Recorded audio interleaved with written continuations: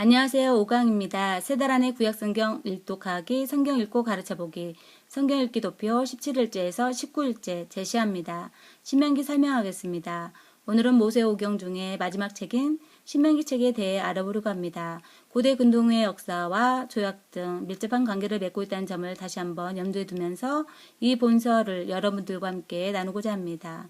신명기 기록 연대는 BC 1406년으로 추정합니다. 기록자는 모세이고요. 신명기는 모세에게 주어졌던 출애굽기, 레위기, 민수기의 핵심들을 정리한 책이기에 우리 각자에게 큰 의미를 가져다주는 책임을 발견할 수 있을 것입니다.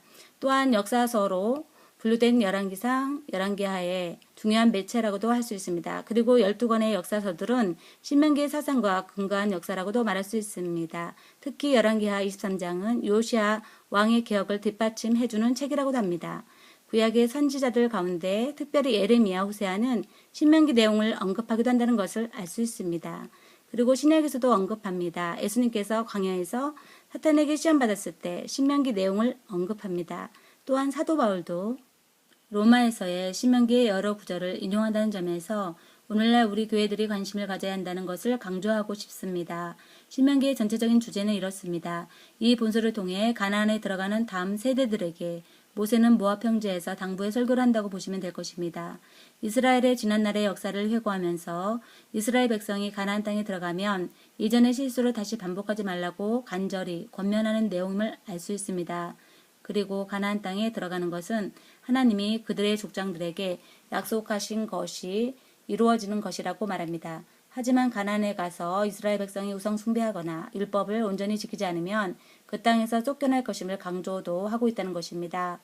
그럼에도 하나님은 신실하신 분이시고 이스라엘 약속의 땅을 정복하실 수 있는 능력의 하나님이심을 말씀하고 있습니다. 또한 하나님은 이스라엘 백성이 끊임없이 죄를 지었지만 자기 백성들에게 자비를 나타내신다는 사실도 입증하고 있습니다. 그 이유는 하나님은 아브라함에게 그의 후손에 대해 약속하신 것을 반드시 이루시기를 원하시는 신실하신 하나님이시기 때문입니다. 정리합니다. 신명기는 이스라엘 백성이 하나님의 계획을 온전히 신뢰하고 하나님의 율법에 순종하며 또한 가나안 땅을 정복하라고 권면하며 말씀합니다. 그렇습니다. 이 시대에 사는 우리 교회들에게 무엇을 요구하실까요? 주 예수님의 복음 사역을 통해 하나님의 존재를 알고 하나님의 계획을 신뢰하고 창조주며 구원자이신 모든 만물의 주인인 능력이 되신 하나님을 믿고 끝까지 믿음을 지키는 신실한 성도가 되라고 하실 것입니다. 특히 우상 숭배하지 말고 하나님의 계명을 따르는 자가 되어 순종하기를 원하는 것입니다. 오늘날도 하나님께서 부탁하실 것입니다. 하나님의 선택한 자들이 되어서 모두 천국에 오라고 당부를 하며 손을 내미는 것을 이 본서를 통해 깨닫는 자들이 되시길 바랍니다. 성경 읽기 도표입니다. 17일째에서 19일째 제시합니다. 17일째입니다. 신명기 8장에서 신명기 17장까지 읽으시면 되십니다.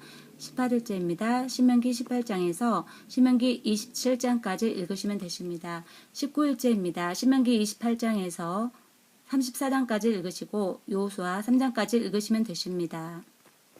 계속 당부를 드립니다. 지난 강의에 들었던 성경 지도를 꼭 참고하십시오. 그럴 때 성경을 한 번 정독하더라도 10번 이상 읽으시는 효과가 반드시 일어날 것입니다. 선택한 이스라엘 민족으로 행하셨던 지리와 지명은 아직도 성경을 이루시는 하나님의 역사의 행로이기 때문입니다.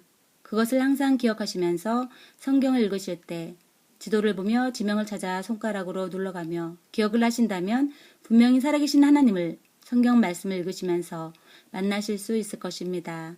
이 메시지를 한 장씩 복사하셔서 참고하시길 진심으로 바랍니다. 다음 시간에 뵙겠습니다.